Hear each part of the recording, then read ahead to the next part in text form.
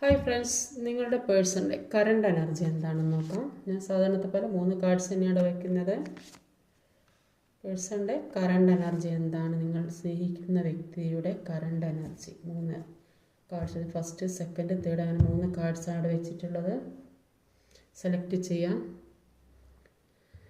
Select ചെയ്തിട്ടുണ്ടോ എന്ന് വിചാരിക്കുന്നു. ഫസ്റ്റ് കാർഡ് സെലക്ട് ചെയ്തവർ എന്താണ്, നിങ്ങളുടെ പേഴ്സൺ ഇപ്പോൾ ഏത് അവസ്ഥയിലാണെന്ന് നോക്കാം.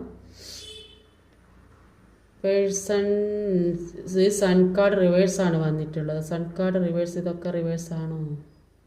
അപ്പോൾ അതെല്ലാം റിവേഴ്സ് വെച്ചതും എടുത്തതും മാറി. അപ്പം സൺ കാർഡ് റിവേഴ്സ് അല്ല. ആ വ്യക്തി ഇപ്പോൾ ഒരുപാട് സന്തോഷിക്കുന്നതായിട്ടാണ് കാണുന്നത്.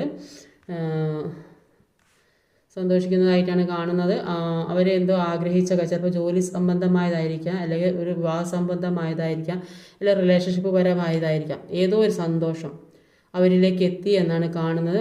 ആ ഒരു സന്തോഷം മതിമറന്ന് സന്തോഷിക്കുന്നതായിട്ടാണ് കാണുന്നത്. അത് കൂടുതലായി വിവാഹമായിരിക്കാം, റിലേഷൻഷിപ്പായി, ജോലിയായിരിക്കാം. അപ്പം ഏതാണ് എന്നറിയില്ല. അപ്പം അതിനനുസരിച്ച് മനസ്സിലാക്കിയെടുക്കുക. ആ ഒരു സാഹചര്യത്തിലാണ് ആ വ്യക്തി ഉള്ളത് എന്നാണ് ഇവിടെ.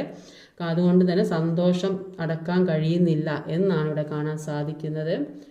സെക്കൻഡ് കാർഡ് സെലക്ട് ചെയ്തത് ആ വ്യക്തി നിങ്ങളിലേക്ക് വരണം, അല്ലെങ്കിൽ നിങ്ങൾക്കൊരു കോൾ ചെയ്യണം, ഒരു മെസ്സേജ് ചെയ്യണം, എത്രയും പെട്ടെന്ന് നിങ്ങളുടെ അടുത്ത് എത്തണം എന്നുള്ള ഒരു ചിന്തയാണ് ആ വ്യക്തിക്ക് ഇപ്പോൾ ഉള്ളത്. ചിലപ്പോൾ അത് അവിടെ നിന്ന് ദൂരസ്ഥലത്തുള്ള വ്യക്തികളായിട്ടായിരിക്കും ചിലപ്പോൾ അത് കൂടുതലായിട്ടുള്ളത്.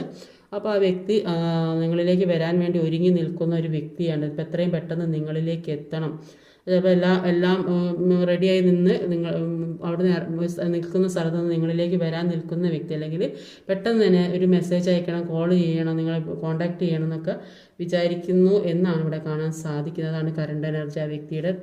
തേർഡ് കാർഡ് സെലക്ട് ചെയ്തത് ഈ വ്യക്തി നിങ്ങളെ മാത്രം ഓർത്തിരിക്കുന്നു.